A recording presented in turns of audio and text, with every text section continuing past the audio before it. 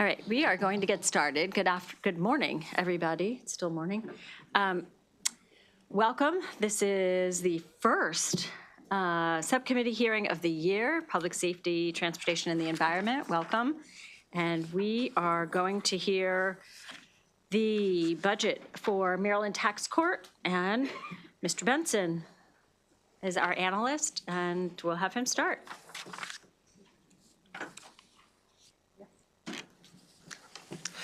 Good morning, Madam Chair. My name is Scott Benson, and I'll be presenting the operating analysis for the Maryland Tax Court, or MTC. MTC is an independent state agency that's tasked with providing the highest level of administrative review on the decision of Maryland's taxing authorities. Decisions appealed to MTC include those from the Comptroller of Maryland, the State Department of Assessments and Taxation, as well as from local collectors. You can see in the operating budget summary on page 1 that the fiscal 2027 budget increases by $7,579 to just over $1 million. Moving to the top of page 2, you can see that there are 2 proposed deficiencies included within the fiscal 2027 budget. In total, they provide $76,627. MTC has a personnel deficiency, which makes up $42,944 of that, which covers shortfalls related to lower than expected vacancy savings. The second deficiency appropriation adds $33,683 for one-time information technology services related to upgrades through Network Maryland. Looking at Exhibit 1, the majority of MTC's fiscal 2027 allowance is allocated to personnel expenses. Turning to Exhibit 2 on page 3, you can see that the largest increase in MTC's fiscal 2027 budget is due to employee and retiree health insurance. Turning to page 4, you can see the personnel data for MTC. The fiscal 2027 allowance includes 9 regular positions and 0.4 contractual full-time equivalents. As of December 31st, 2025, MTC had 0 vacant positions. Turning to Exhibit 3 on page 5, there were 1,251 appeals filed with MTC in fiscal 2025, an increase of 136 appeals compared to the prior year. Additionally, there were 1,126 pending appeals at the end of fiscal 2025, an increase of 221 appeals compared with fiscal 2024. MTC did achieve its goal of a 90% clearance rate in fiscal 2025, which is calculated simply as the number of cases disposed in the fiscal year divided by the total cases filed in that fiscal year. This is after that rate had dropped substantially to 72% in fiscal 2024. MTC should discuss the factors causing the increase in the number of filed and pending appeals, as well as the actions that the agency is taking to increase the clearance rate. Turning to Exhibit 4 on page 6, you can see that the percentage of appeals opened and closed within 8 months have remained level at 87% in fiscal 2025. This is slightly below the goal of 90%. MTC achieved the goal of 90% of appeals opened and closed within 12 months and actually increased the rate from 93% in fiscal 2024 to 96% in fiscal 2025. MTC has previously cited several factors contributing to the failure to clear 90% of cases within 8 months, including an administrative process that's heavily reliant on paper records, postponements requested in appeals hearings, as well as longer than needed time periods between the end of an appeal and the issuance of a signed order from a judge to formally close the case. MTC's administrative procedures utilize processes recorded on paper that are later entered by staff into MTC's database. This database was designed for MTC by the Department of Planning more than 20 years ago and lacks some features that a modern database would include. To alleviate some of MTC's administrative challenges, the Department of Planning made changes to the system in calendar 2025, including digital docket files linked to each appeal, and email reminders regarding appeals.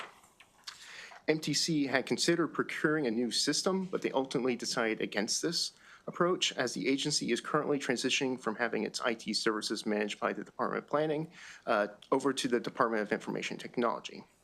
MTC has signed a memorandum of understanding with the Department of Information Technology with the transition scheduled to occur in fiscal 2026. Now, once this transition has occurred, MTC may revisit the procurement of a new system. Turning to page 8, you can see the operating budget recommended actions, and DLS recommends concurring with the governor's allowance. This concludes my presentation. I can take any questions. Thank you very much. Does the committee have any questions for Mr. Benson? No? All right, Mr. Berg. Good morning, Chair and members. First, congratulations to you, Chair Hellman, on your appointment. Thank you all for your time and consideration. My name is Andrew Berg, and I'm the clerk of the Maryland Tax Court, representing our small but mighty state agency. I'd like to acknowledge and thank our analyst, Scott. I believe this is his first Senate budget presentation. His first House one was yesterday. I would also like to thank all the hardworking folks at DBM who greatly assisted in our budget. You all do have the written testimony on behalf of the agency. We have addressed the points that Scott has brought up, but I am happy to answer any questions further on those points, or if members have any additional questions.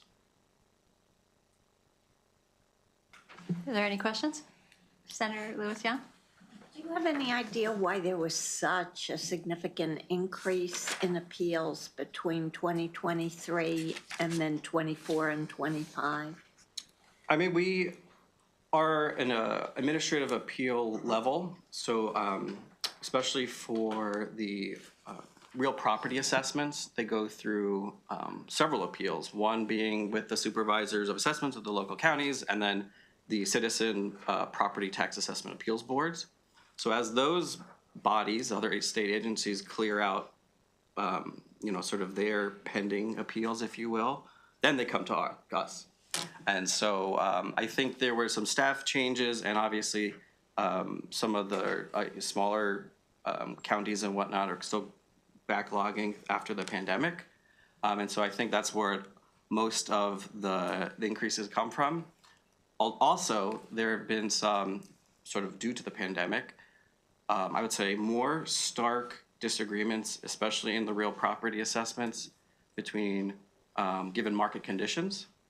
And so I think more taxpayers are disagreeing with what their assessed values are. And so we're there to hear them all. Thanks. Absolutely. Mm-hmm. Are there any other questions? I have a question because it seems like some of your delay is due to paper and not, can you talk a little bit about how quickly you're making the transition to electronic? Yeah, sure. So we have now able to receive everything but the initial petition electronically. So we have, as Scott had mentioned, we have upgrades to our database so that our electronic files, speak to our docket, if you will, our electronic dockets. And that has been a great boon for us, and I think that has attributed greatly to our efficiencies. But folks are still coming by to drop off paperwork, and certain people, even who you maybe would think would be more comfortable filing things electronically, still are mailing and again dropping off paperwork. So we'll always take those. Obviously, we would prefer things electronically. That way we can be faster with the filings and the dockets, making sure things are organized and whatnot. And so we have transitioned. I guess we're continuing to transition to more electronic, but we meet the people where they are. We meet the taxpayers where they are, and some are just not interested in doing things that way. But I do think that the efficiencies speak for themselves, and I think the digital receipt of filings has definitely helped with that. Scott also mentioned that we're moving to Department of Information Technology. So when we've just started the onboarding process. So when we're fully onboarded, we'll rely heavily on them and their expertise in becoming more digital. We're interested in that when we want to do that. So. When's your onboarding complete? It would be hopefully by the end of this fiscal year. It's just begun. The first meeting was last week. Okay. Yeah. Mm-hmm. Thank you. Absolutely. Any other questions, concerns? Senator Solly? Yeah, I'm going to move this up so you can see it because it's hiding. It's hiding. But anyway, no, just to follow up with the good Senator Gilles Young, if we could find out maybe even down the road where we are now and where we could be maybe in the next few months for the increase of the appeals, pending appeals, and maybe see where we can maybe do much better in that area. Is there a possibility we can get that information? Sure. If that's okay with the chair. It just maybe to clarify so that are you asking specifically about the appeals filed to the tax court? Where we are right now by the rate. The Okay, increase. the by the rate, sure, okay. I Yes, think we it would can be a follow help to us, and so I appreciate that. Thank you, Madam Chair. Absolutely, so. All right, if there are no more questions, thank you very much. Thank you. Great, next we have the Maryland Cannabis Administration and Ms. Martinez. Thank you.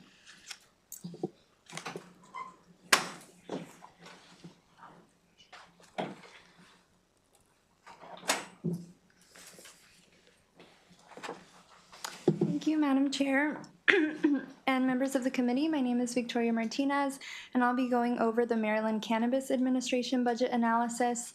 The Maryland Cannabis Administration works to create an equitable, safe, and accessible medical and adult use cannabis program, primarily through overseeing licensing and regulation. As you can see on the first page of the analysis, the fiscal 2027 allowance decreases by $3.4 million, or 10%, for a total of $29.3 million. MCA is entirely funded by special funds from the Cannabis Regulation and Enforcement Fund, which is funded primarily through cannabis tax revenues. On the next page, there's a discussion of one proposed efficiency that adds $161,000 in special funds to cover additional Office of Social Equity expenditures.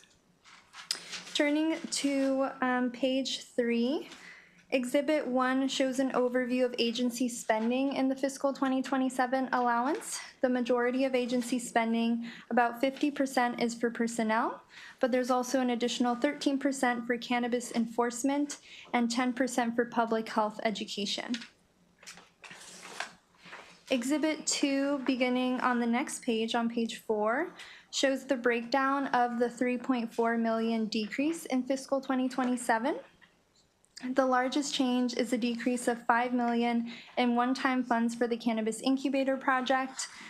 There's also a decrease due to the transfer of the Office of Social Equity to the Department of Social and Economic Mobility, and other decreases in administrative expenses, which are partially offset by other increases for personnel, software-related expenses, and various research initiatives.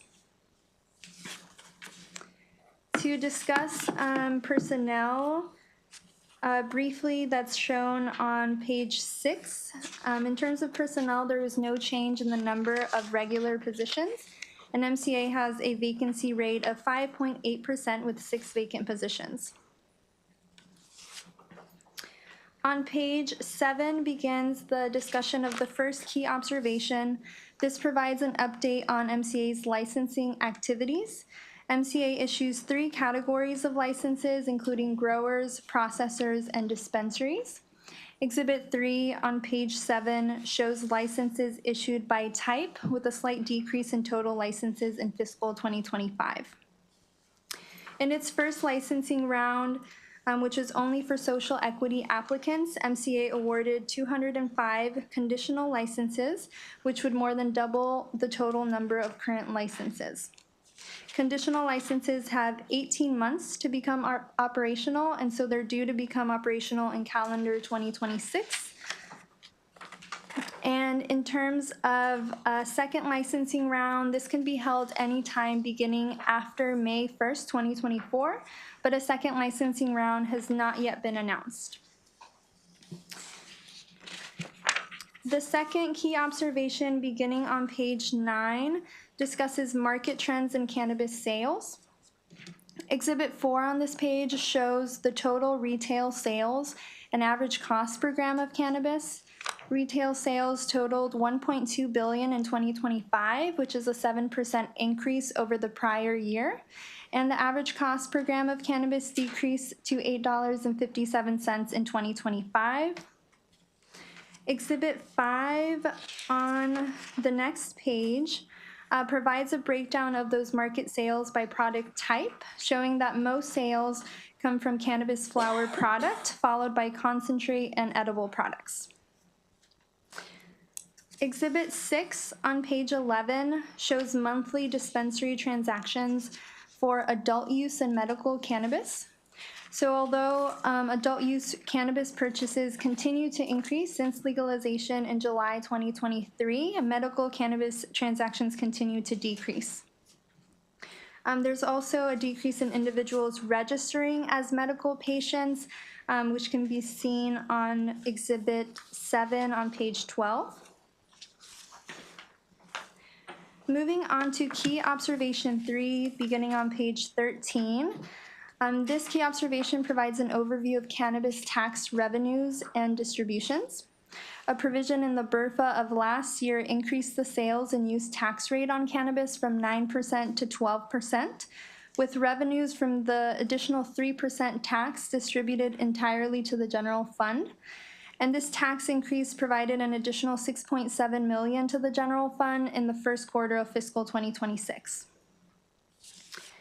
Exhibit 8 on page on that same page 13 shows quarterly tax revenue, with tax revenue totaling $71.8 million in fiscal 2025. And then Exhibit 9 on page 15 provides a breakdown of the distributions from those tax revenues. Tax revenues are distributed for certain purposes that are established in statute. So the original 9% cannabis tax is first distributed to cover the entire operations for MCA, and then 35% to the Community Reinvestment and Repair Fund, 5% to Maryland counties, 5% to the Cannabis Public Health Fund, and 5% to the Cannabis Business Assistance Fund, and then any remaining tax revenue is distributed to the general fund. And the last key observation that I'll discuss begins at the bottom of page 15, and this is on the Cannabis Incubator Project. This project provides funds for a cannabis incubator space, which is a licensed premise in which micro licensees may operate a cannabis business, including processing and storing cannabis for sale and delivery off-site. The incubator space would provide small businesses access to equipment and space to address operational or financial barriers, and would be the first state-run cannabis incubator in the country. Although the Armory facility site located in Catonsville was previously selected as the facility for the cannabis incubator space, MCA reported that this was no longer a viable site, and they are currently in the process of selecting a new site. The project received general fund PAYGO appropriations of $2 million in fiscal 2025 and $5 million in fiscal 2026. Considering the project has been delayed and a site has not been selected, the timeline for spending the fiscal 2026 funding is unclear. And so DLS requests that MCA provide an update on the status of the project, and also recommends reducing the fiscal 2026 appropriation of $5 million for the Cannabis Incubator Project to defer acquisition and build-out activities until a site has been selected and the $2 million that was encumbered has been spent. And that concludes my presentation. I'm happy to take any questions. Thank you. Are there any questions? Thank you. All right, Ms. Robinson, and do you have with you, I'm guessing you're Selena Rowley? No. Thank you You so can much. introduce your This is seatmate. Ugo Uso. He's our Chief Financial Officer of Okay. Maryland Cannabis Administration. Thank you. Welcome. Thank you so much, Chair Hedelman and members of the committee. Good afternoon. For the record, my name is Tabitha Robinson, Director of the Maryland Cannabis Administration. I'm joined here by several MCA staff today, including Selena Rowley, Deputy Chief of Legislative Affairs, Ugo Uso, Chief Financial Officer, and Mark Adia, Budget Specialist. Thank you for the opportunity to testify and for your continued partnership. Thank you also to Victoria Martinez for all of your continued work with MCA. In response to the Department of Legislative Services analysis of the MCA operating budget, the administration supports the governor's allowance. However, we do not concur with DLS's recommendation to reduce the general fund appropriation for the cannabis incubator by $5 million. Earlier this week, MCA submitted its joint chairman's report and will provide additional detail on why these funds are needed and should not be removed during this budget cycle. You have our written testimony, which provides detailed information, but I would like to briefly highlight key accomplishments and priorities for the agency. As you know, the Maryland Cannabis Administration was formally established in May of 2023 following the passing of the Cannabis Reform Act of 2023. Since that time, MCA has focused on building a new independent agency, advancing social equity licensing, strengthening compliance and enforcement, expanding workforce development, and promoting public health and public education. Maryland's first social equity licensing round selected 205 applicants across business types and jurisdictions. Following withdrawals and denials, 193 applicants advanced to conditional licensure. These new licensees represent the new generation of cannabis businesses across the state. MCA is developing the nation's first state-run cannabis incubator program to support social equity licenses and microbusinesses. As detailed in our recently submitted Joint Chairman's Report, MCA initially selected the M.G. William J. Witt Armory in Catonsville. However, the state determined in August of 2025 that site was no longer viable. In coordination with the governor's office, MCA initiated a new solicitation in October of 2025. MEDCO has provided us with support, as well as the Department of General Services.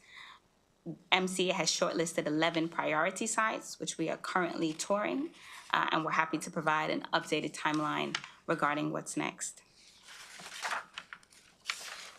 MCA is positioned to use the FY 2027 $5 million appropriation strategically, acquiring a facility, which we intend to do in the first quarter of FY 2027, contracting for design and beginning construction, all of which we intend to initiate by the end of this calendar year.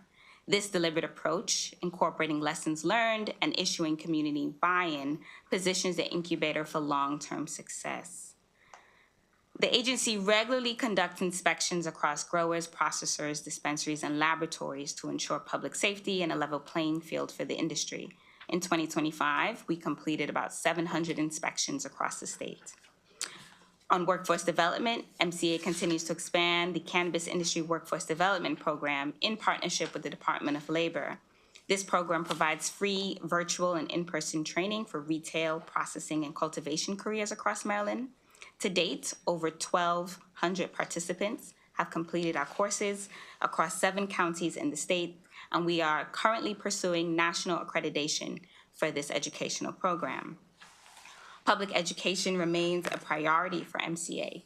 Under the Be Cannabis Smart campaign, MCA continues to provide statewide education on preventing drug driving, keeping public spaces smoke-free, and safely storing cannabis away from children.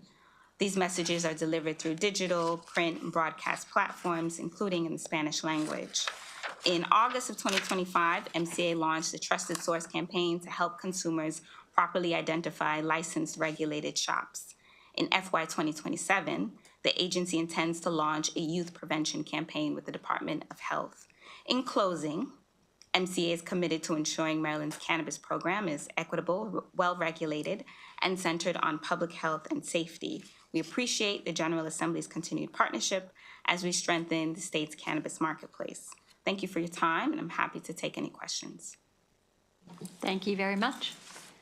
Are there any questions? Senator Rosepel. Yeah, thank you. This is not really on the operation of the agency. This is more on the market, and I'm no expert on this at all. But I have the impression that in other states, the legalization of cannabis has not made a major dent in the illegal market. Do you have information, perspective, anecdotes, data on what the relative mix is in Maryland now between the legal and the illegal market? Yes, I do. It's very hard to identify the proportion of total cannabis sales that go to those illicit shops. Whereas on the legal regulated side, we have a seed to sale system that tracks cannabis the entire way. We don't have that on the regulated side. We work very closely with our partners at ATCC, and they handle direct enforcement of cannabis sold in illicit, unregulated shops. ATCC has been very successful in terms of closing down the shops. And we do know that one of the things these shops benefit from are lower tax rate, right? They're not paying the 12% tax that our licensed businesses are. They are also able to locate closer to schools, right? They're not getting the same zoning authority that our zoning approval that our licensed shops are. They're also not having the same compliance overhead. And so they have been able to spread across the state because of the lower barriers to entry and the lower costs. Well, tell me a little bit more about that. You're saying, give me a picture of what an unlicensed cannabis seller is. Sure. Imagine within your district a very busy street. There might be a school on one end, there might be a couple houses of worship, there might be a park. That would be the ideal place for any retail business. However, cannabis businesses are restricted in terms of distance requirements from those locations. The unlicensed shops that don't follow the same regulations, they will put a storefront there. Their storefronts tend to be smaller sometimes because they aren't required to have a secure storage facility with a vault and steel doors. So they're taking oftentimes very small but very profitable and lucrative storefronts that might otherwise be abandoned, and so landlords are eager to rent to them. And what kind of sign did they put on the door? All the signs. Cannabis sold here, they have a leaf, they have promotional ads in the windows, which, by the way, our licensed shops are not allowed to have. They might even have a sandwich board in the front of the shop, a big sign on the brick wall adjacent to the shop with an arrow saying, "Buy your cannabis here." So those should be pretty easy to find. Yes, and ATCC has been able to shut them down. As of July of 2025, a new law took effect, which allowed ATCC to seize product based on what's written on the label. Prior to that, they had to take the product, get it tested, verify that there was THC, then go back and issue the warrant. So identifying these locations has not been the hard part, but rather holding them to account has been difficult. And since July of 2025, ATCC assures us, and their data shows, that they've been much more effective in seizing product and issuing charges. Thank you. I got one more question, if I may, Madam Chair. I was thinking more of the guys on the corner. You're describing a real industry with shops and advertising and signs and everything. What about the guys on the corner? Senator, I'm so glad you asked that question. We actually see less and less of that, given that consumer behaviors are changing and becoming much more comfortable with the idea of entering a shop and buying cannabis, right? We attribute that to about 8 years that Maryland has had a legal cannabis framework, starting with medical. You see that consumer behaviors are changing over time. And so people are now less comfortable with buying cannabis from your traditional on-the-corner dealer and are now more comfortable buying it behind a counter at a storefront. Unfortunately, many of those storefronts tend to have illegal, untested product, and they're not paying the same 12% sales tax. But we do see a change in consumer behavior, and it's MCA's goal to sort of capture that demand that exists from people who want something green that they can smoke and bring it to the legal side with safe, tested product. One last question, Madam Chair. Just on the macro issue. I mean, again, I started with this, that I've been reading some stuff about how in other states the illegal market has not materially decreased with the legalization. Do we have any indication of, I take your point about guys at the corner goes into these shops where they put up a sign that's not licensed. I didn't really know that. But we have a sense macro of the extent to which, obviously the market has grown as we legalize it. I mean, that I think everyone kind of agrees on that. But the question is, when you put together the shops and the guys in the corner, do we have any reason to believe that the illegal market has gone down? That's a great question. It is declining, but slowly. And again, it's just very difficult for us to track this numerically. But we, anecdotally speaking, we are seeing a sharp decline. We see that one of the fastest growing segments of consumers within the cannabis population are those 40 and up, right? Especially when you look at the group of 50 to 65, people are coming in, for various assistances with neck pain, sleep issues, and so forth. So we do see a lot of growth. What we also see is that there's a segment of the population coming online and interested in cannabis that, at least as far as we know, anecdotally, never were before. And so I think there are two phenomena happening. One is that the illicit market, the illegal market, is shrinking as people learn more about and are educated about licensed products. That's one. But two, the legal market is also growing as we capture demand that has never before existed for this plant. Okay, thank you. Thank you, Madam Chair. Thank you for the questions. Thank you. Senator Salling? Thank you for the information. As you said, we see these legal shops that are out there, and we say that if they're not legal, we close them. But are there type of penalties that are they out there to making sure that they don't go somewhere else and open up maybe another shop in another location that we know they shouldn't be doing that? So I believe there should be, but there is. Senator Salling, this question is best answered by ATCC, but with that said, given what I know and have seen, the penalty remains quite low for these illicit shops. Now, when charges are levied, one can argue that there are various burdens placed on an illicit seller.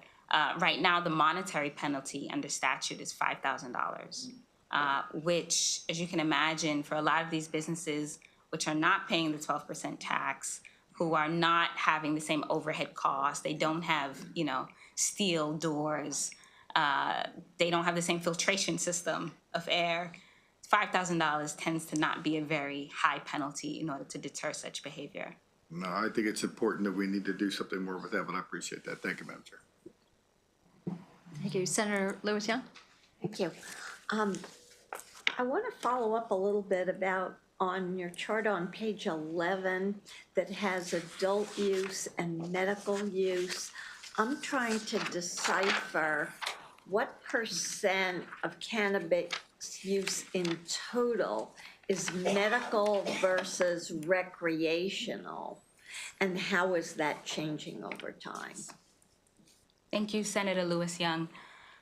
Most states across the country start with a medical program and then eventually put on an adult use program.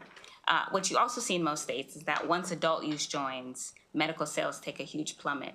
Now, Maryland, relative to other states, has maintained a relatively strong medical program. Medical sales currently account for roughly 20% of total sales. Okay. That number, however, has been declining since the introduction of adult use. Now, in order to combat that, the Maryland Cannabis Administration has been doing a number of public health and education campaigns. We've also issued the longest running and largest patient survey in the country. We have about 13,000 respondents across 4 years. We've also recently issued a survey to providers who are essentially the connector between someone who needs medical cannabis and needs a card from MCA in order to get it. So we're trying various methods to engage the medical program. Ultimately, we see it as something that all of industry is aligned on. We see it as also fulfilling a healthcare need for many individuals who receive that recommendation from their provider. Okay, I think I understand now. The terminology of adult use was confusing me. That is another way of saying recreational. Yes, it is. But it's possible that a lot of that recreational is actually medical, but self-medicated. Exactly. People are using it for anxiety and depression without necessarily getting a medical card. 100%. Okay. That's our understanding as well. Okay. And that's one of the things that we're trying to figure out as we engage with the providers, right? How can we better equip the providers in the state who are physicians, who are dentists, nurse practitioners, with the tools so that they can formally introduce their patients into the program? Trying to really fine tune that pipeline, I think is going to address exactly what you're saying, that they exist, but they're not formally in the program as cannabis patients. Thank you. Thank you. Are there any other questions? Thank you very much. Thank you so much. Thank you. Thank you. All right, next we move on to the Maryland Automobile Insurance Fund. And our analyst is Kelly Norton. And Mr. Redmer, whenever you want to come up to the table, you are welcome.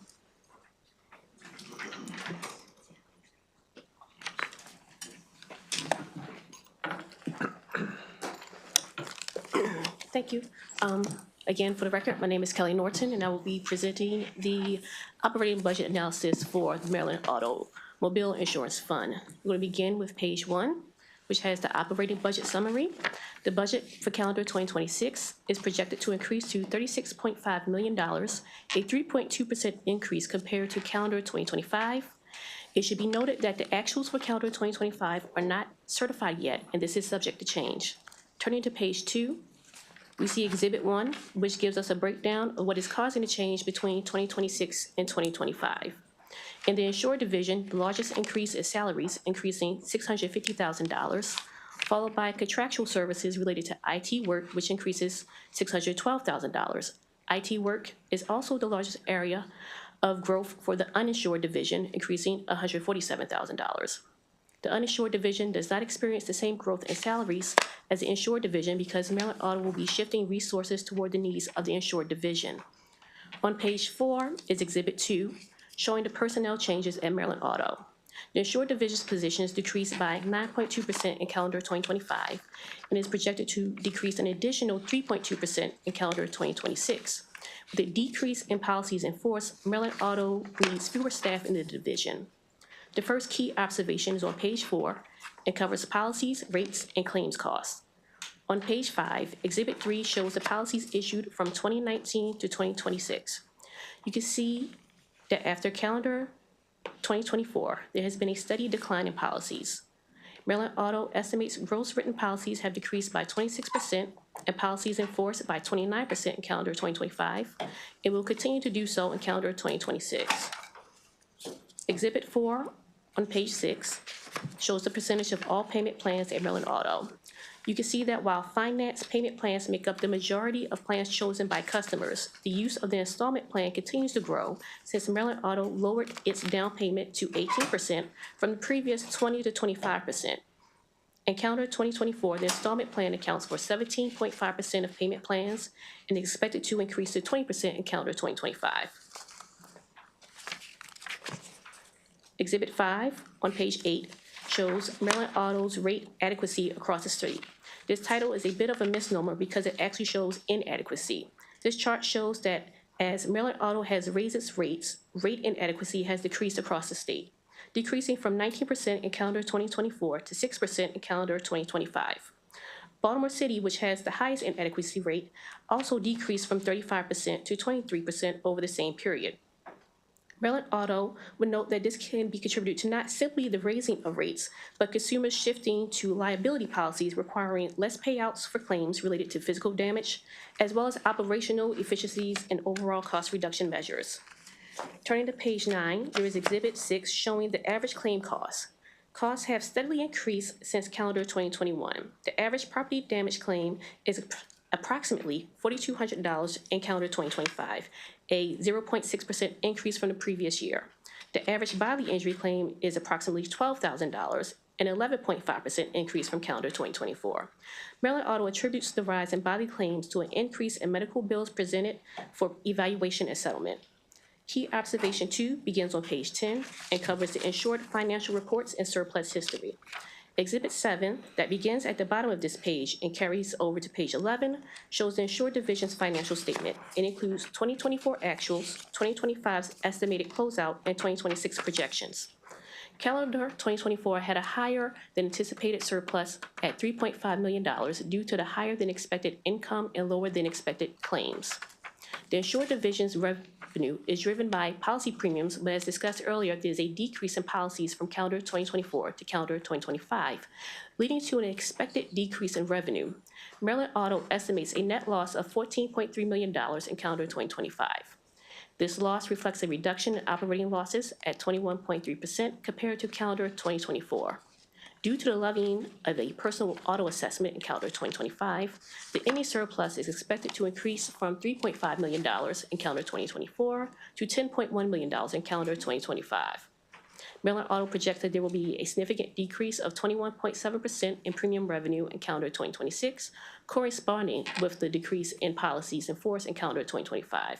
This larger net loss is paired with an assessment that is expected to be in the range of $14.9 million in calendar 2026, but that amount can change. The Department of Legislative Services recommends adopting committee narrative requesting that updated financial statements be submitted to allow for additional monitoring of conditions. Exhibit 8 on page 12 shows the surplus funds since Maryland Auto's creation. The division surplus funds peaked in calendar 2007 at approximately $185 million and has been on a decline since. There were a few years when the surplus slightly increased over the previous year, but that last increase occurred in calendar 2020. There's an expected increase in 2025, however, that would not have occurred without the assessment. The next key observation begins on page 13 and covers the uninsured financial reports and surplus history. Exhibit 9 shows the uninsured division's financial statement from calendar 2024 to 2025. Similarly to the insured division's financial statement, 2025 and 2026 are subject to change. This division's main source of revenue is the uninsured motorist fines. Maryland Auto expects income to increase in calendar 2025 by 3.5% and 2.5% in calendar 2026. Unlike the insured division, Maryland Auto does not anticipate a net loss over this period and expects revenue to cover expenses. Exhibit 10 on page 15 shows the surplus funds for the uninsured division since 2008.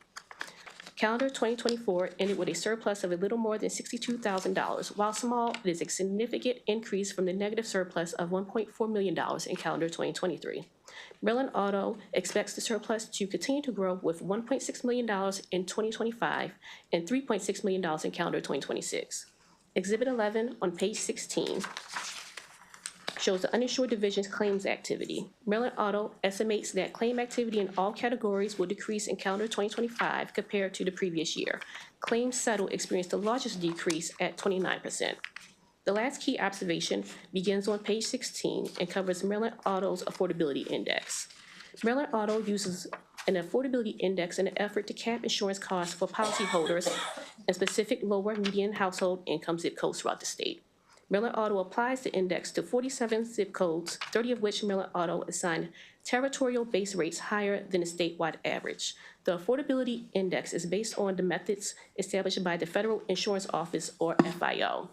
The FIO Affordability Index is based on data showing that the average household spends 2% of its income on liability insurance. Therefore, liability insurance above that 2% ratio is deemed unaffordable. The Affordability Index also applies to zip codes that either has a majority minority population or a median family income less than 80% of the median family income in the relevant metropolitan statistical area. Maryland Auto's affordability index ratio is higher than FIO's standard of 2% at 3.3%. In December of 2024, the Maryland Insurance Administration, or MIA, issued an order letter to Maryland Auto stating that its proposed rates were inadequate and that its affordability index was unfairly discriminatory because it relies on median household income, which is not an actuarial risk. Maryland Auto has considered affordability in its rate making based on statute since 1985.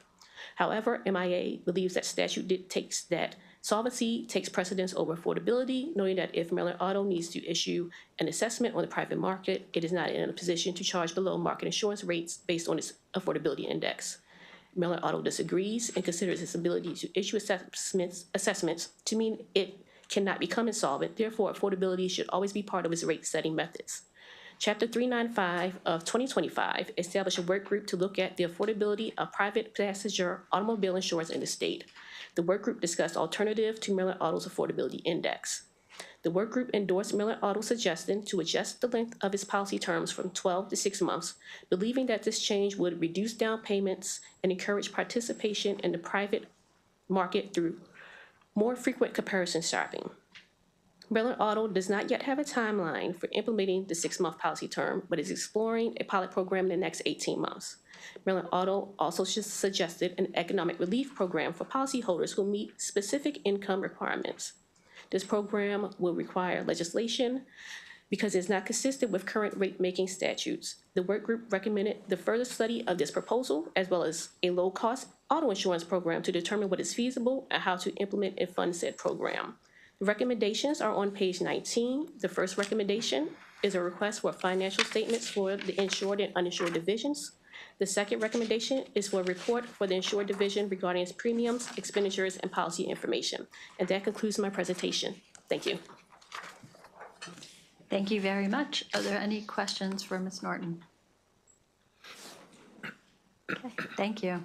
Mr. Redmer. Madam Chair, good to see you, and congratulations on your appointment. And it's good to be before you and the committee. I want to thank Kelly Norton, and I also want to thank Natalie Damon from DBM.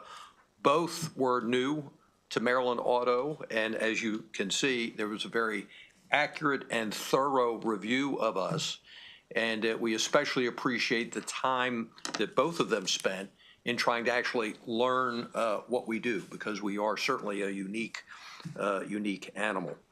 I've got a few comments to make regarding the analysis. If you look at the introduction on the first page, I want to highlight the fact that we were created 50 years ago by the General Assembly to be a mechanism for folks that can't get insurance in the standard market. 40 years ago, the General Assembly put in statute asking us to look at affordability in the creation of our rates, because they recognize that most folks that are driving around uninsured, they're doing so because they just simply cannot afford the product. We are the most expensive carrier out there.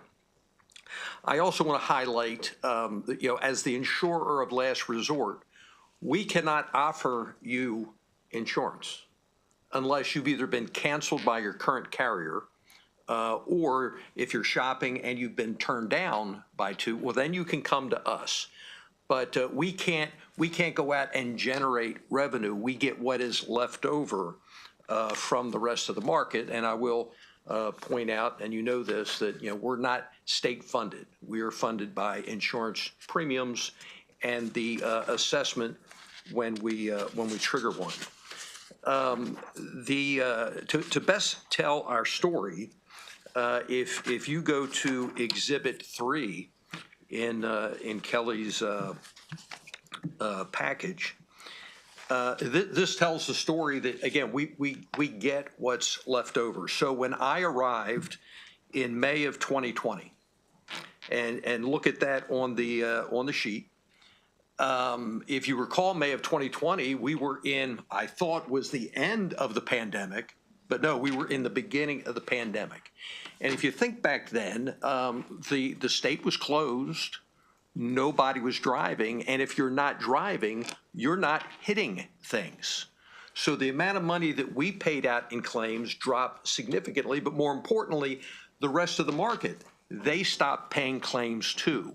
So they end 2020 flush with cash. Business 101 is, well, you have to deploy that capital somewhere. And what they did, they decided to take that cash and buy market share.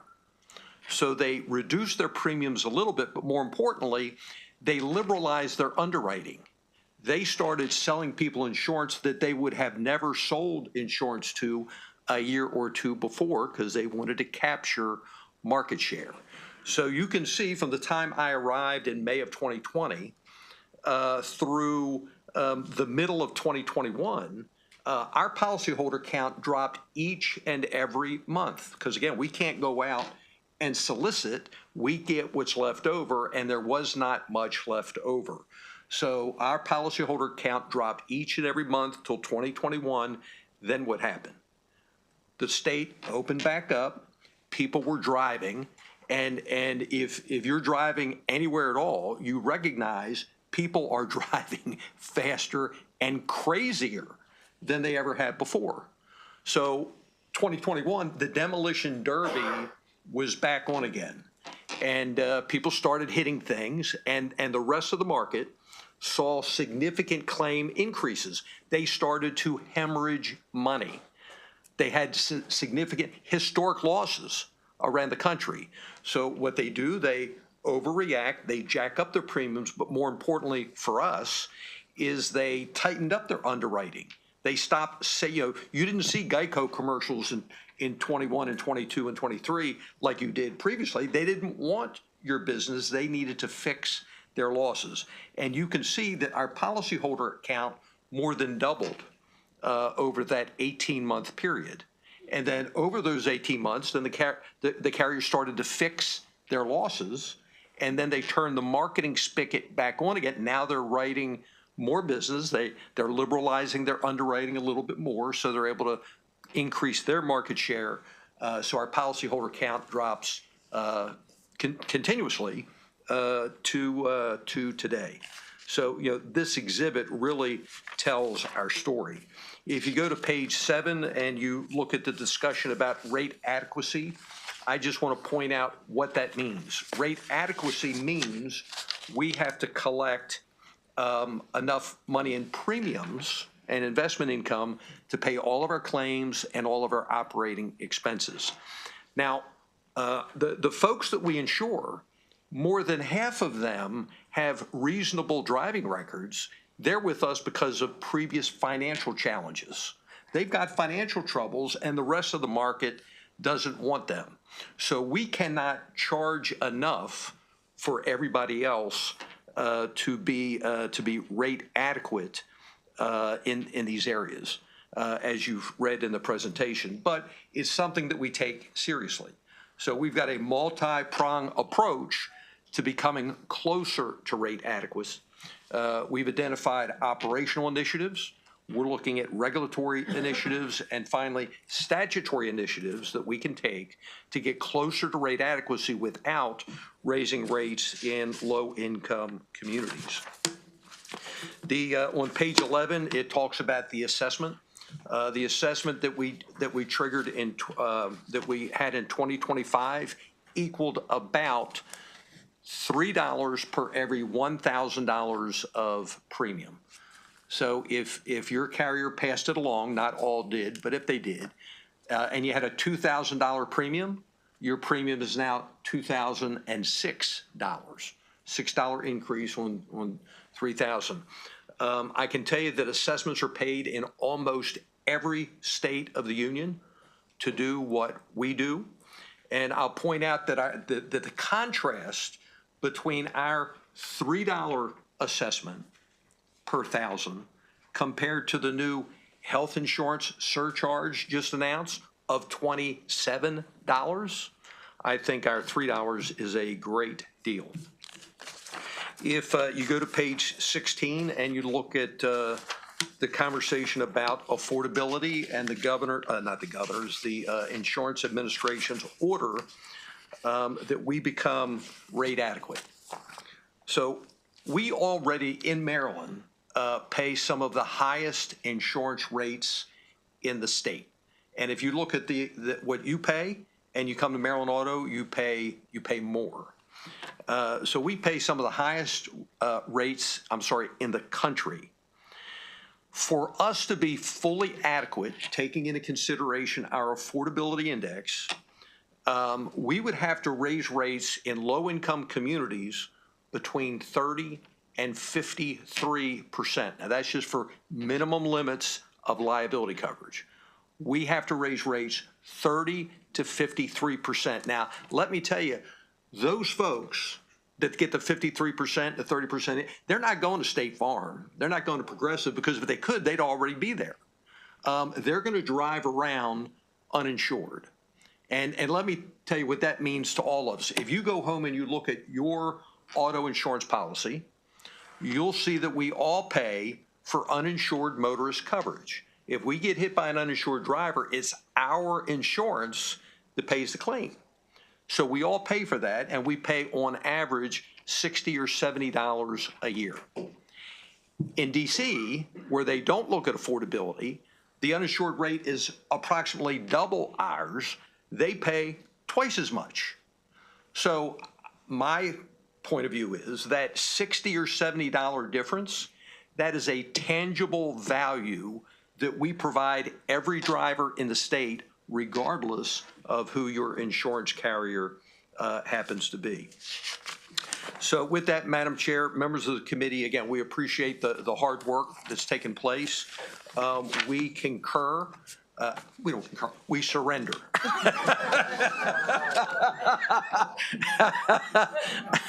With the recommendations and are happy to provide that information. We're happy to take any questions you might have. Thank you. Are there any questions, Senator Roosevelt? See you? Good seeing you. Thank you for the very good presentation. Thank you. You know more about the insurance market than I do, which is not hard, but you know a lot. And so I get your basic point about the relationship between your market and the commercial market and the effect of COVID and nobody's driving and then everyone's crashing into each other. That part I get. And on one level, it seems great that we have these market mechanisms that adjust to the situation. That's the Republican in me. So that makes sense. Somebody capture that video. Yeah, exactly. Well, it is caught on video. It's not most of me. It's a little bit of me. Right. But I guess my question is, I can't quite get my head around how that affects drivers in the sense of, and maybe the data may be here, but I'm not connecting A and B. So in those oscillations, to what extent are there a material number of drivers who are left in the lurch? Or is the system adjust well enough that very few drivers are left in the lurch? So the ones that are left in the lurch are the folks that are driving around uninsured. Yes, no, I understand. And you know, some folk, I mean, you know, human nature, some folks are driving around uninsured because they don't want to take the personal responsibility to do what they're supposed to do. Some are just squeezed out of the market. They simply cannot afford it. Right. And there's anecdotal evidence to suggest that is increasing. I'll also point out in Kelly's analysis that a significant number of our folks that had full coverage now only have liability coverage. So we did a couple rate increases because of the MIA, and which is fine. But folks are getting squeezed, Right. and they don't want to eliminate their insurance, Right. so but they have to cut the cost. So they eliminate comp and the collision, Right. and so they're trying to do the right thing and preserve the coverage that the law requires. Every week we get a note from the MVA. They send us a list of drivers that they have newly identified as being uninsured for at least 60 days.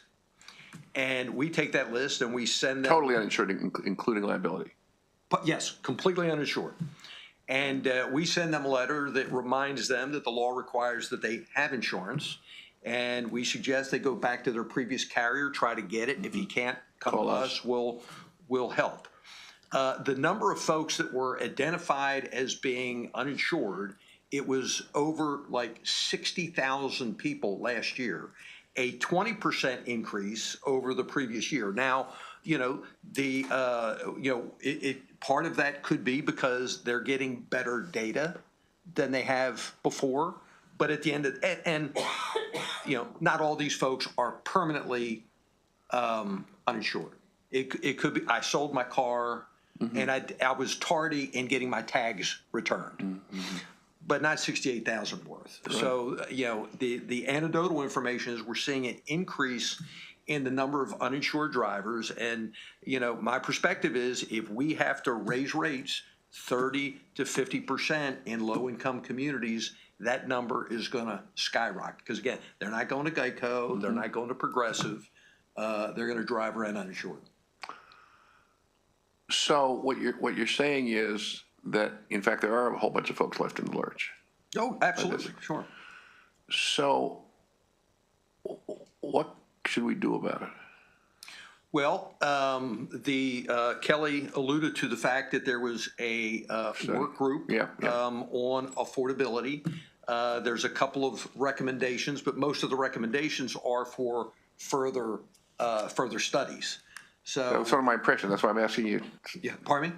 That's kind of my impression. That's why I'm asking you. Yeah, sure, yeah. You got any ideas? Well, yeah, I mean, the state, society, if you will, we made the decision long ago that we're going to provide financial assistance for folks that need help buying health insurance. We haven't gotten there yet. We're the only game in town, and again, we're not affordable. Right. We're more expensive than anybody, Yeah, but yeah. we're providing support for folks not that providing the public. desperately need it. We're doing the best we can, so I can't tell you that there's a solution other than the solution is not for us to have 30 to 50% rate increases. So I think we're the best game in town. Now, the MIA, not only do they want us to have adequate rates, they want us to modify the mechanism that we use to look at affordability. So as Kelly reported, we use an affordability index that's based on geography. If you're in a low-income community, you get a benefit. The MIA believes that that's discriminatory, and we don't disagree. The only reason we do it this way is because it's easy for us to do it that way.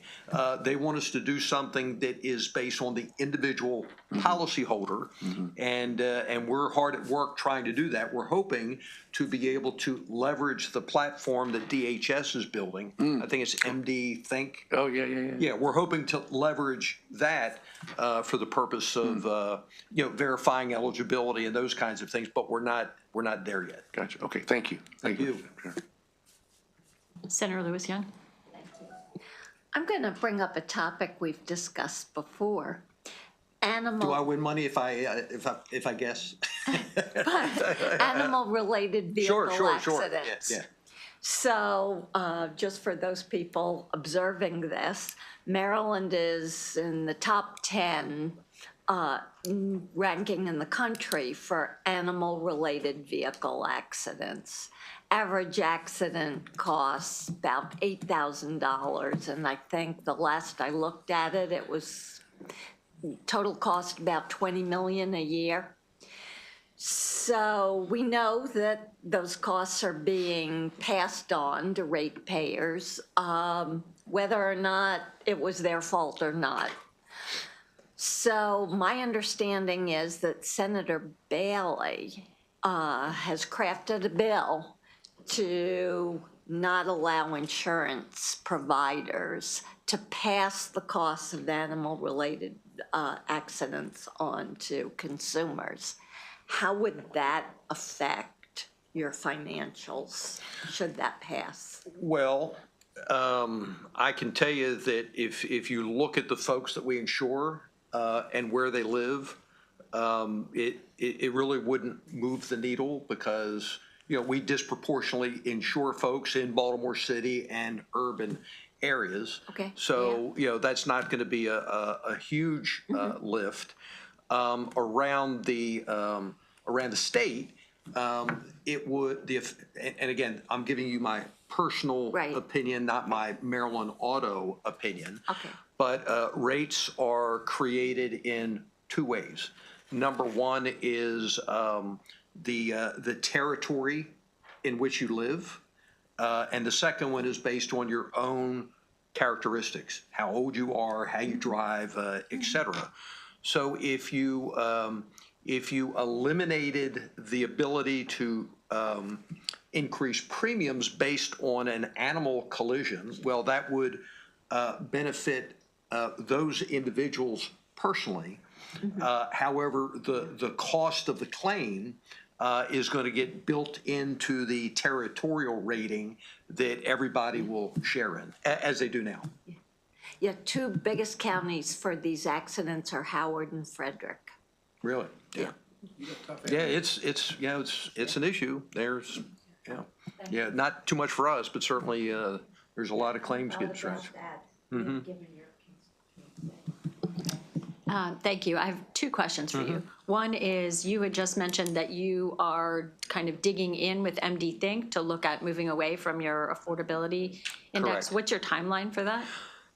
That's a good question. So Joe Danahy, our Associate General Counsel who's in the room, and Dustin Whitaker, our underwriting manager, have been working with DHS We have a framework that we'd like to do, and as is often the case, it is sitting with their AG to determine, if there are any issues with what we want to try to do, because it would involve sharing information and those kinds of things. So we're in a holding pattern until we get with DHS, and then even if we're given the green light, it would take a while to do it because we'd have to create what the eligibility guidelines look like, figure out how to verify eligibility, and then there's all of the IT requirements, both from rating the product to the technology and those kinds of things. So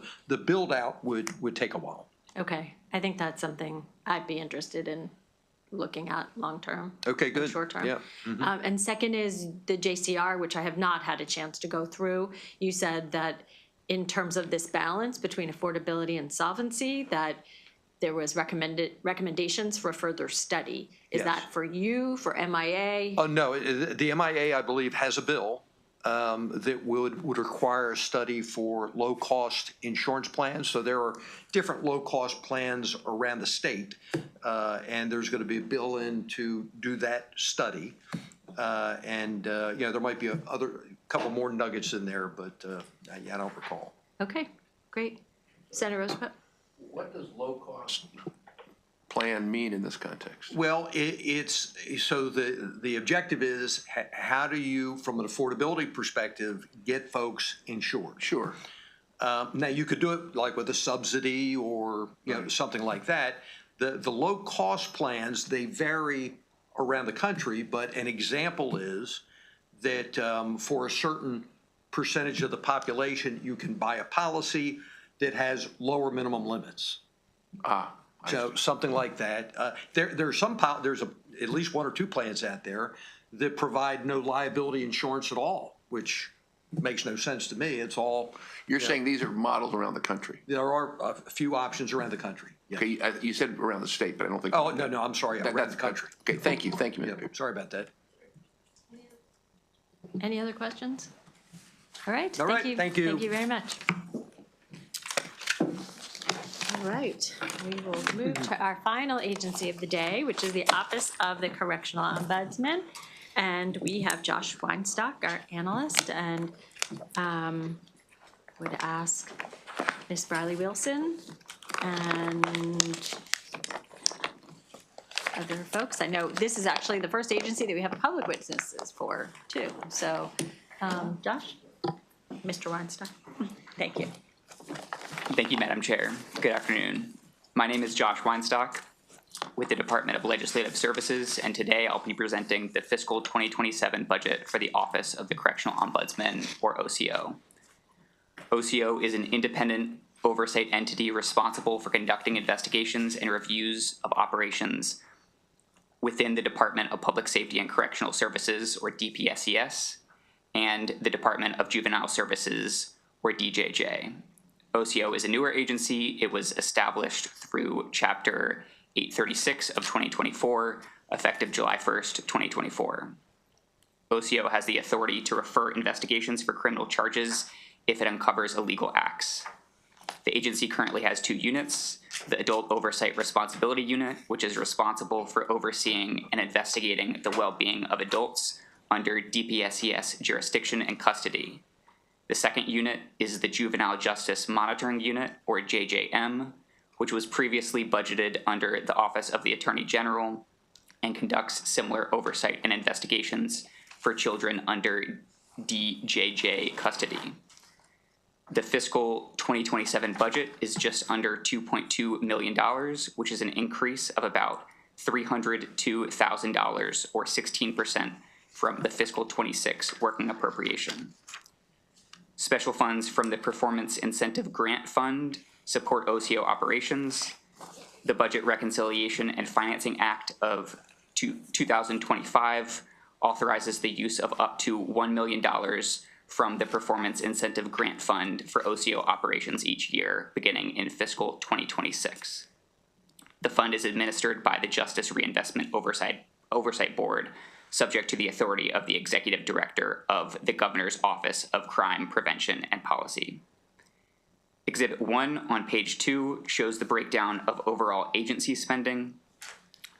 The majority of expenditures planned for fiscal 2027, about 56%, support regular OCO personnel costs. The budget also includes $707,000 for the Juvenile Justice Monitoring Unit, which are also mostly personnel costs.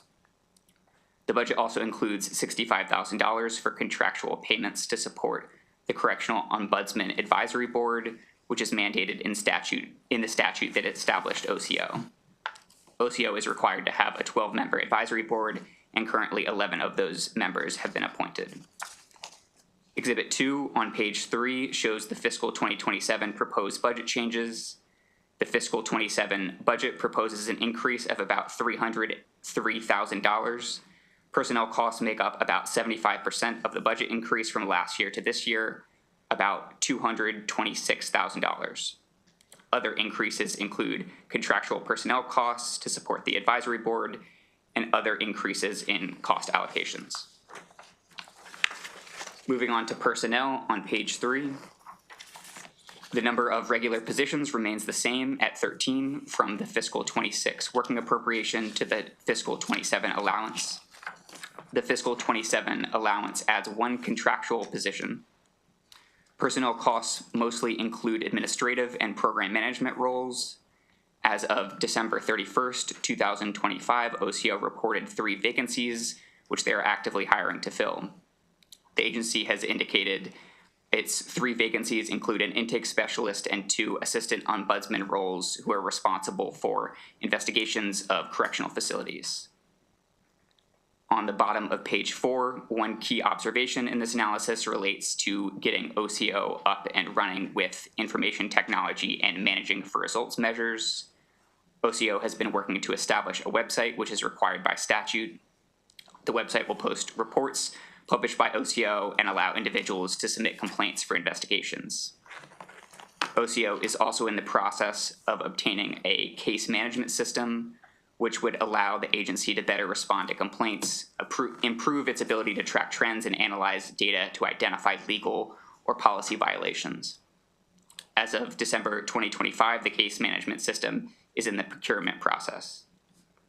The Office of the Correctional Ombudsman did not submit performance metrics and publish a Managing for Results, or MFR, submission with the fiscal 2027 allowance.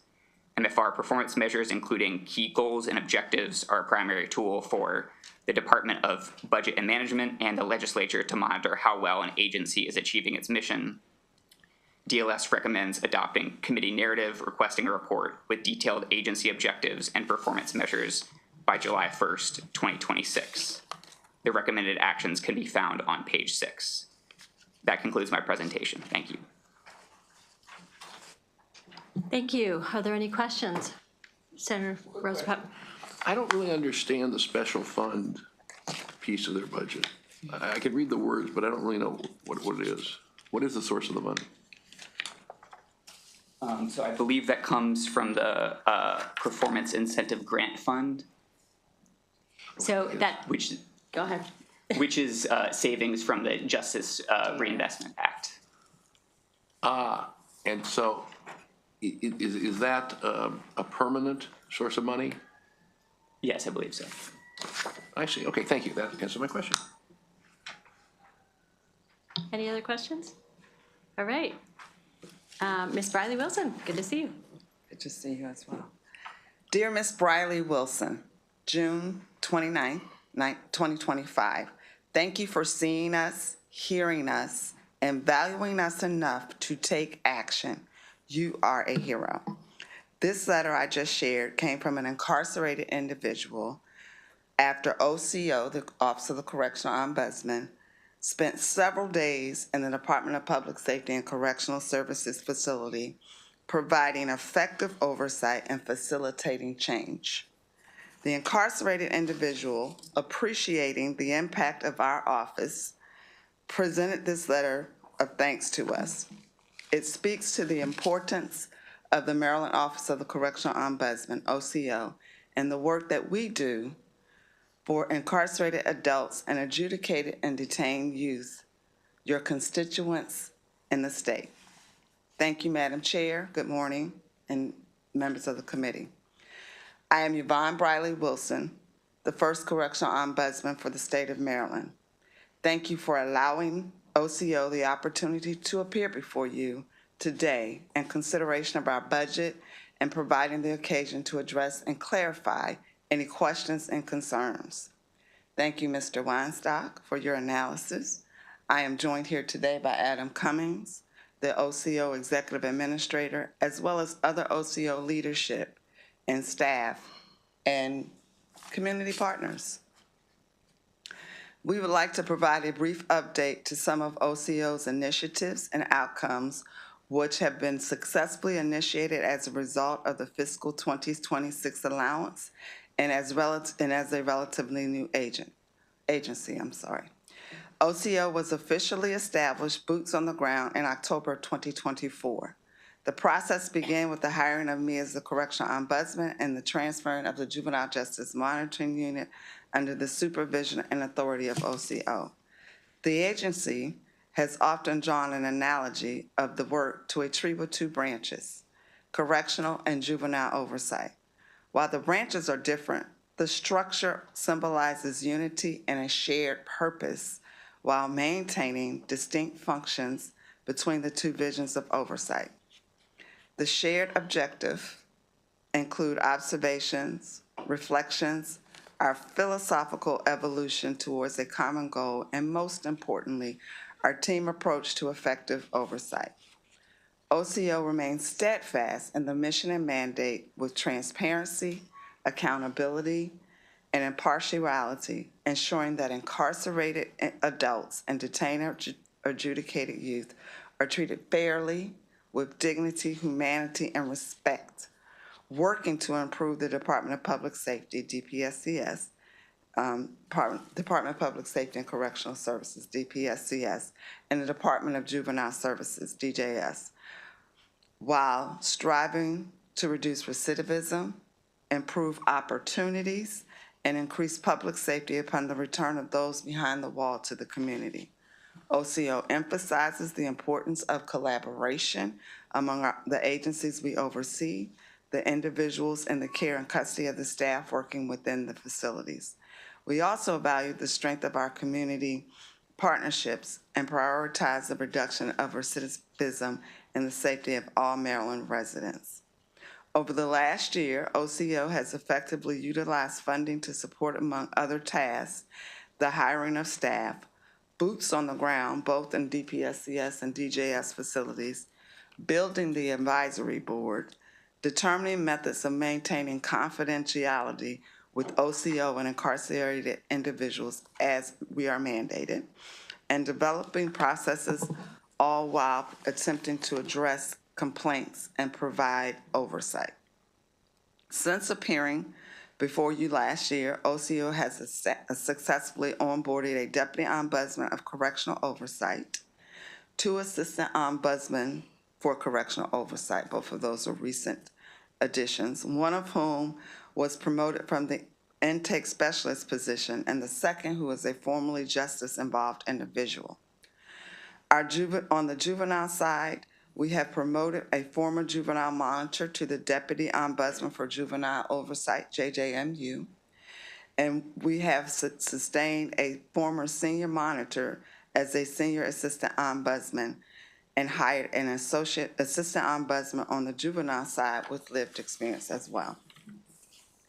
OCO currently has 11 out of the 12 member advisory boards seated. The advisory board consists of a group of experts with experience in corrections, parole, probation, reentry specialists, juvenile care, mental health, recidivism programs, specialists, formerly incarcerated individuals, and leaders of large government returning citizens. We are actively seeking to seat a family member of an incarcerated individual. OCO, in collaboration with DPSCS, has placed secured mailboxes in the focus facilities in Jessup, with OCO having exclusive access to those mailboxes.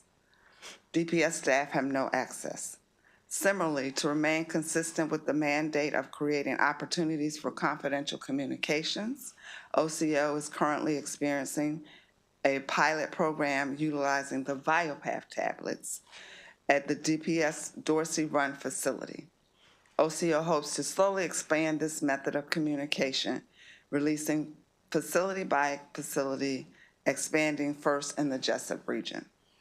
In addition to in-person complaints taken by OCO staff while in facilities, OCO has successfully created multiple mechanisms to file complaints or make inquiries of OCO, inclusive of an 844 number, 844 OCO info, which is 844-626-4636, OCO email address, oco.contact@maryland.gov, and jodcontact.contact@maryland.gov. The OCO website was officially launched in December. It too will be a mechanism for filing complaints or inquiries within our agency. We're working through that process now. As mentioned, we have the mailboxes and the DPSCS facilities. We are hoping to expand that to the DJS facilities, and we've had discussions on that. We have also, as I stated, instituted a pilot tablet program within the Dorsey Run facility, hoping to expand that, as I stated, facility by facility. The impact of OCO is evident in our complaint process, which has collected approximately 1,978 complaints. 1,457 of those complaints on the DPS correctional side and 511 on the Department of Juvenile Services side, which I will add does not include the incident reports that are reviewed by our staff, and action is eventually taken on those as well. It also does not include the 10 complaints from the county or federal facilities, which we do not provide oversight. We approximate the total number because OCO has not yet been successful in procuring a case management system, as we are still engaged in that process. However, for tracking and accountability in the meantime, OCO has instituted its own tracking system utilizing Excel, older methodologies. I will also add that on the DJS side, we only started tracking those complaints as of October, so that 511 complaints is not representative of the total work done by the unit. OCO recognizes the critical role our new agency plays, ensuring that individuals within the care and custody of DPS and DJS are treated fairly with dignity, humanity, and respect. We know the importance of our work to those individuals and their family members who are your constituents. The goal is sustainability, and OCO intends to continue to be proactive in balancing the needs of these individuals with transparency, impartiality, and creating accountability. With the current funding awarded, OCO will work to continue providing the critical services necessary to our mission. We will continue to remain primarily focused on the Jessup region when exercising our oversight authority to DPS, and will address emergent issues as appropriate when within other facilities based on our staffing, assignments, and capacity, and we will continue our current oversight within all DJS facilities. It is the expectation that OCO will complete the procurement process for successful integration of a more appropriate case management system, which will, as already stated, improve OCO's accountability to track trends in the number of cases and respond to inquiries and complaints. This system will allow OCO to monitor the submission of complaints, assign cases to investigators, assistant ombudsman, track issues identified by the OCO staff, and analyze data to help identify legal or policy violations better and identify systematic issues for both agencies and make recommendations for change. The OCO, with the current allowance, will continue to assign 3 assistant ombudsmen for each division, respectfully. However, it is our hope that you think about what the future looks like for us. OCO has often been compared to the New Jersey Office of the Correctional Ombudsman. We ask that you consider New Jersey the legislative basis for SB 134 and Minnesota, which is the only state that mirrors the state of Maryland in that it provides oversight to the adult and juvenile population. There are a couple of noteworthy points of comparison. Number one, neither ombudsman is responsible for visiting facilities on a regular basis. I am often in facilities. I enjoy that the most. Number two, the juvenile population is extremely low in the state of Minnesota as compared to Maryland. And in New Jersey, the staff of 26 is only responsible for providing oversight to juveniles that are convicted in the adult system, as well as the entire population, prison population. So the agency provides oversight for those juveniles within the population that have been convicted as adults, which is much less than OCO. The average percentage of funding for correctional ombudsman offices tends to be 1% of the total budget of the agency for which they provide oversight. Given this, OCO considers it essential in our future sustainability and eventual growth after this fiscal year that we move towards this model, being cognizant of the fact that OCO provides oversight for two agencies, DPSCS and DJS, and therefore we should strive to have our budget representative of 1% of each. We recognize this will take time. The OCO agrees with the recommendation of DLS requiring OCO to submit the MFR prior to July 26. Veterans of JCI. Veterans of JCI Group, Vietnam Veterans of America, Chapter number 135. January 7th, 2026. Dear Ms. Meckler, my name, we're excluding that for privacy reasons, and we spoke with you on your visit to JCI this past December. In short, there are currently many issues that we veterans have been experiencing during the past couple of years which need attention. With this in mind, I would like to formally invite you to meet with the JCI Veterans Group board members and address the various issues and treatment of veterans within the institution. Our group meets every Wednesday from 11:30 a.m. to 1:30 p.m. at the VAC.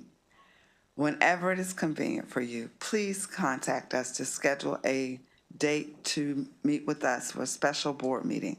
Your assistance and expertise are greatly appreciated by this group. This is another example of the importance and impactful work of OCO, the Office of the Correctional Ombudsman, the work that we want to work to sustain and grow.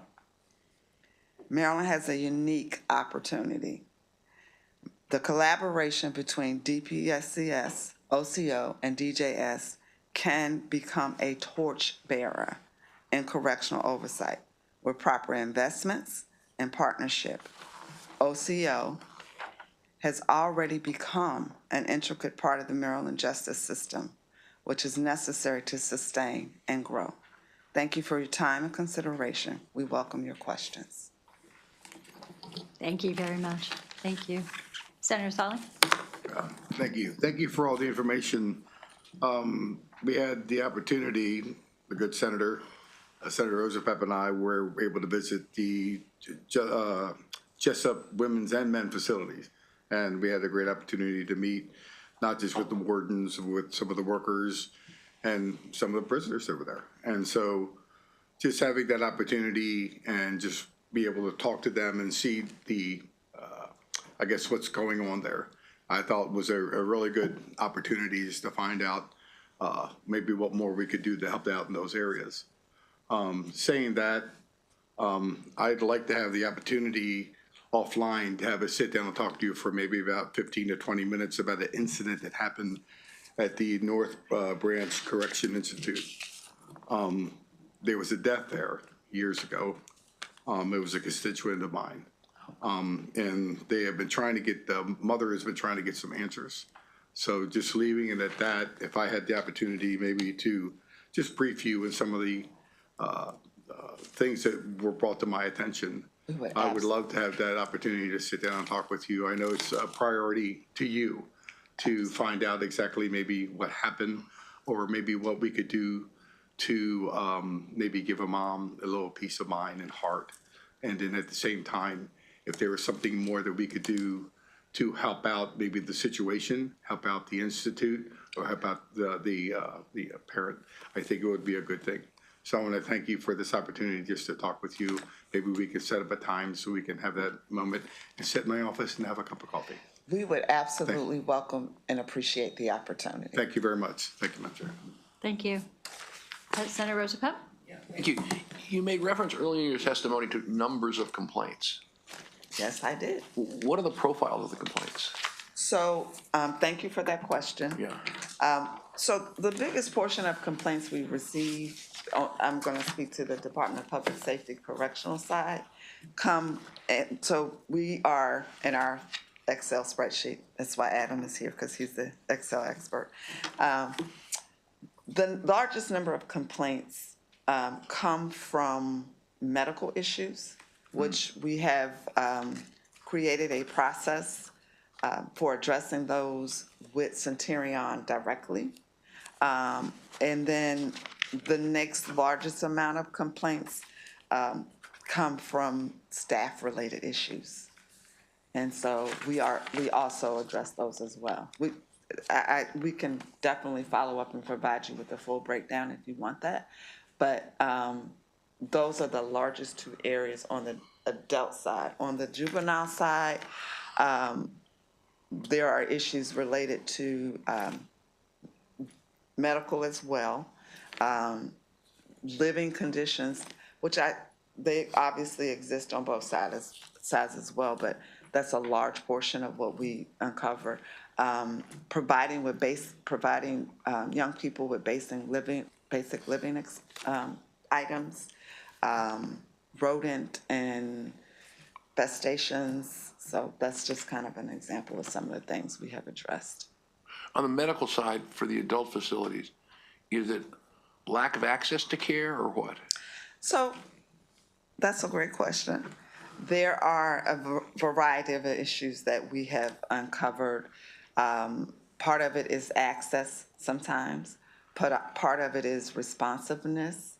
On occasion, it may be follow-up issues. It could be, an example, you and I, we live in the community, we're able to take care of our proactive, provide for things for preventative care. And so that is another area of concern. Thank you. Which is very important because first of all, you're talking about someone's health. Sure. Second of all, when you don't address preventative needs, Yeah, it gets worse. then it gets worse. Sure. And it becomes even more costly. Sure, of course. Thank you. Madam Chair, I want to ask one more question of the analyst, if I could. It goes back to this question of the special fund, which I sort of understood the answer. So, and you obviously know a lot about this, Madam Chair. Yeah. The Performance Incentive Grant Fund, you say it's from savings from the Justice Reinvestment Act. So those are in effect general funds being saved, right? So those funds are related to an estimation of the number of incarcerated individuals that are not in custody because of that act. Right. And then those funds are put in a special fund that this board is able to make delegations about that funding. Right, but I'm just saying, I'm just trying to understand the accounting of it, but basically it's what would otherwise be general, the savings are general fund savings, so the general fund savings are going into this special fund, and then the special fund is used to fund things like this. Am I just following the math exactly?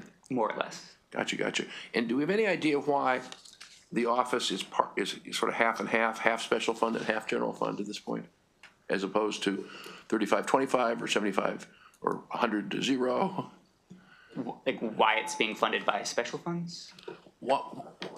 The proportions. I mean, it could be, theoretically, it could be all special funds. Theoretically, it could be all general funds. Do we know what the policy is of why it's the mix, the chart looked like about a little off 50-50. I'll just tell you a little bit history. Yeah, please. Because this is my bill. Oh, good, well, that's good, I got the right person. Create the office. Got the right person.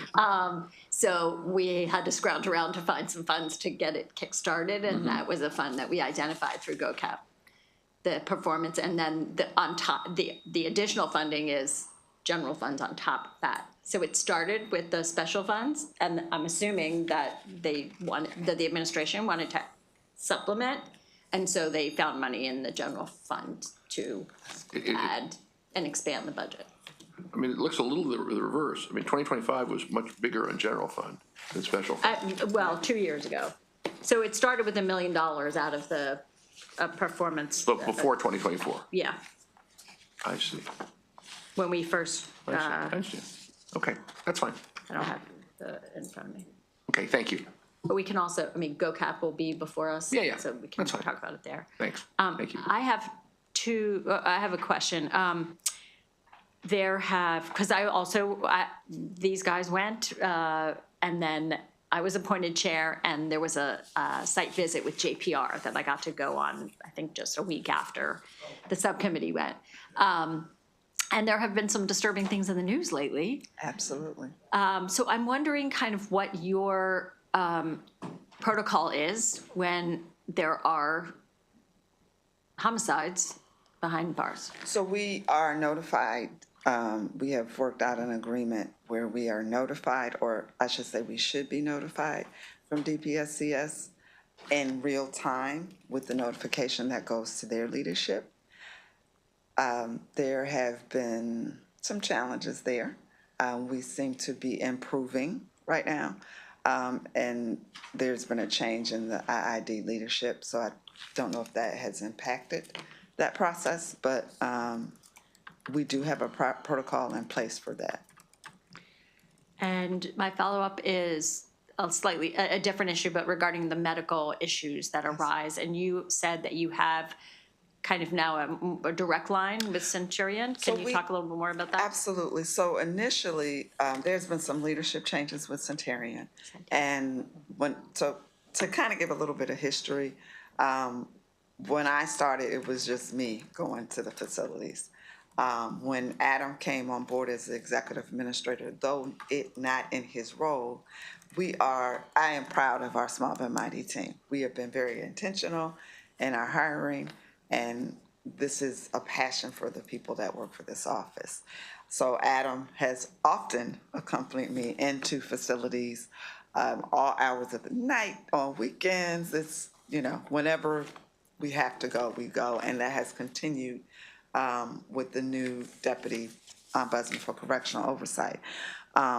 When I first started going on unannounced visits into facilities and identified medical issues or received information from family members, because it sometimes comes from legislators, it comes from family members, it comes from community partners.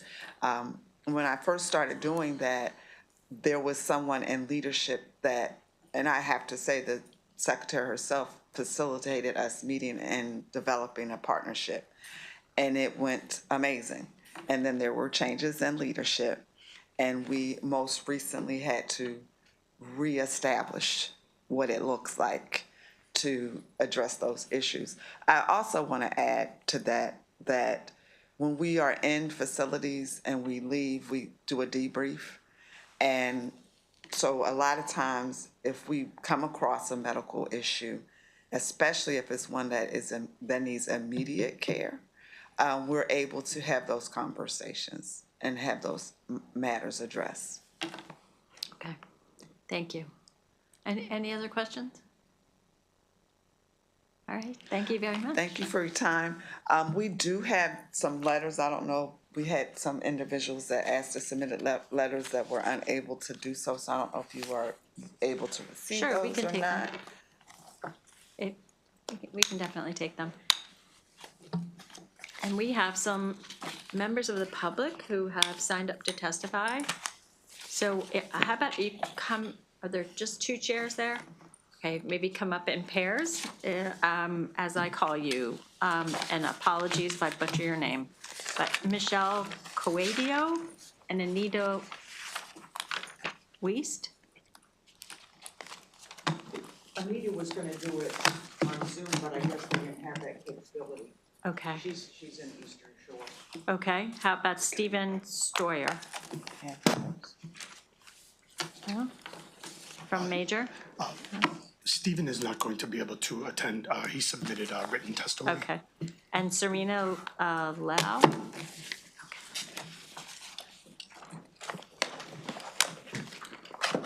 If I may, I'm gonna distribute my business. Vice President. Oh, I guess I should have, yes. You're from A Mother's Cry and, oh, it's Serena Lau, also from A Mother's Cry. So I'm Vice President of A Mother's Cry, and Serena is our communications liaison. Serena, take it away. Oh, you go first. Okay. First of all, thank you for this opportunity. This is our first opportunity to come before the Senate Budget Committee. We will be making our rounds and testifying before the House and the Senate Budget Committees, as well as the State Personnel Oversight Committee.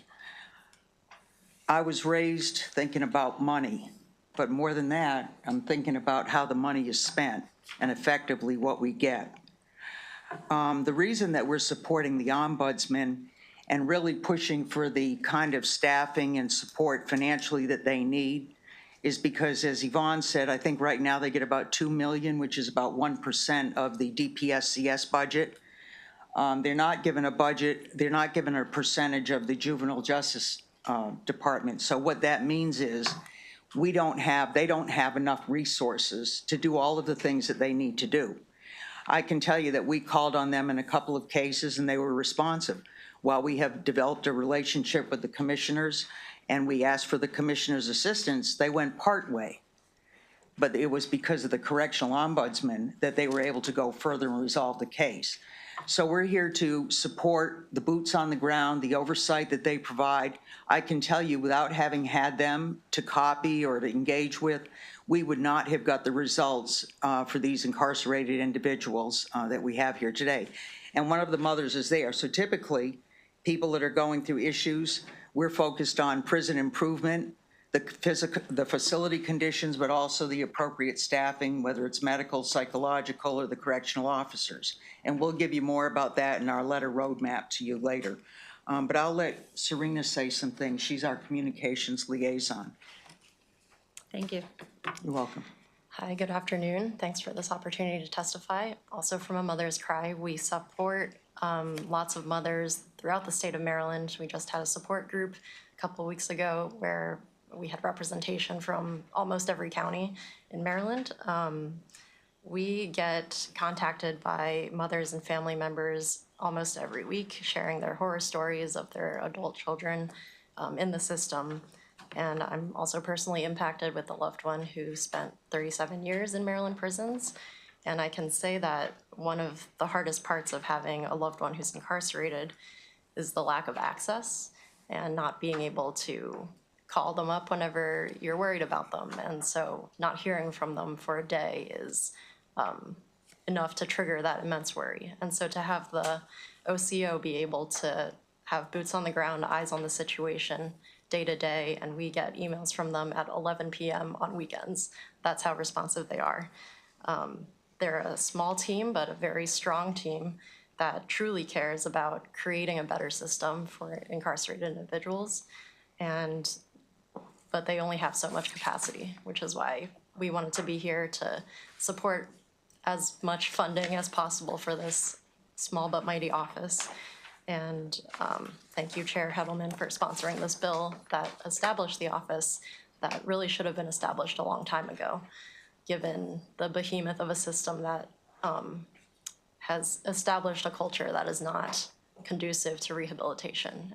This office, I think, is really contributing to trying to push it in that direction, slowly but surely. And yeah, I hope that you will consider the impacted ones in this funding mess. Thank you. On a personal and an official note, I will support Yvonne Briley Wilson because to date, over the past year, we have formed a distant yet collegial relationship, which is how we learn about things, the granular parts of things. We can talk, in very understanding language, if you will. And I will say that it's just what you've said, Serena, that she was responsive. I get emails like, what, she's still up at 11 o'clock at night? Because the situations that are reported to us are abuse, suicides, deaths. So you're reading it in the paper. We're getting it firsthand.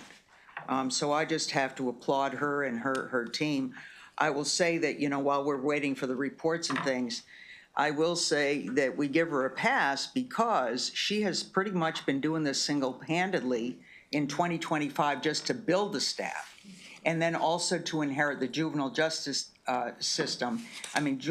justice department was something that I think is unbelievable, for all of the needs that we had at DPSCS. So I just give Yvonne Briley-Wilson a special shout out and Janine as well. Thank you. Thank you very much, both of you, for coming in to testify. Any questions? Sorry.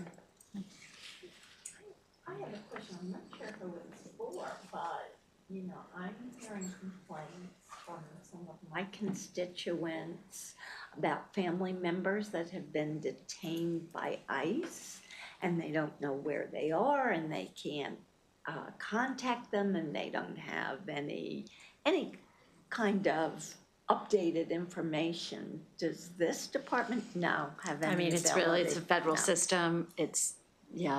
Okay. It's not, they wouldn't be, should I not kinda be in thought DPSCS. so, but I Yeah. thought it would be Yeah. important to Yes, ask. yeah, thank you. Perpetua Abonella. And, let's see, I think that is,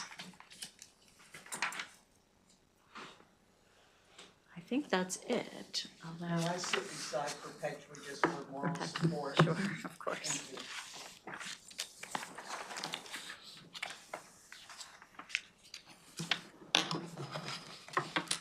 Welcome. Good afternoon, everyone. Thank you so much for the opportunity to testify here today. My name is Perpetua Abongnela. I'm a Maryland resident living in Montgomery County, and I strongly support the Office of the Correctional Ombudsman because their intervention saved my son's life.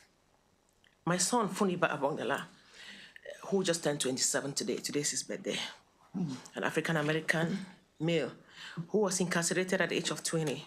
He lives with serious mental illnesses and a seizure disorder.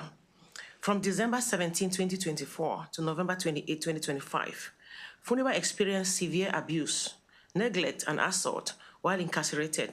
During this time, he witnessed correctional officers assault his cellmate until the cellmate became unconscious. Although it stated on the cellmate's record that Funiba complied with the officer's instruction, Funiba's record stated that he violated institutional policies, and he was assaulted by the officers and placed in restrictive housing unjustly, in total for 10 months. His basic human rights during this time were repeatedly violated. Funiba was denied food, medications, showers, adequate out-of-cell time, a fan during the entire summer, which placed his health and life at serious risk. In my efforts to save his life, I filed grievances and complaints with the Department of Public Safety and Correctional Services and so many other agencies in the state of Maryland. Although investigations were initiated, none resulted in resolution. Instead, Funiba experienced retaliation, leading to a significant decline in his mental health and physical health. I later connected with a mother's cry, who referred me to the Ombudsman's office. Because of the Ombudsman's office, Funiba was transferred within 2 weeks to another facility, which is something I've been pleading for 10 months. And all the lost human rights in the previous facility were restored. Without the Ombudsman office, without their intervention, my son would likely have been dead by now. Several inmates in restricted housing have lost their lives. Funiba witnessed a lot of corpses. Correctional officers themselves have told me that they've witnessed inmates in the restricted housing defecate and urinate in containers while ingesting and throwing them at officers, which result in more disciplinary actions. Funeba himself once drank water from the toilet pot because he lost his mind. Funeba made some mistakes as a teenager, but since then, he has reflected and takes accountability for his actions. He helps other incarcerated individuals by sharing commissary. He assists them by putting money in their accounts to make phone calls to communicate with their family. He cares for individuals who are injured, and he prays daily for others. He strongly desires an improvement in the policies for him and also for his fellow inmates. I hope that you consider the budget increase for the Ombudsman Office, because stronger oversight saves lives, ensures accountability, and improves conditions within the DPSCS. Please remember my son's story as you make these critical decisions. Today, he just called me on his bed and he's urinating blood from all of this. Thank you so much for the opportunity. Thank you very much for sharing his story and your family's story with us. Thank you.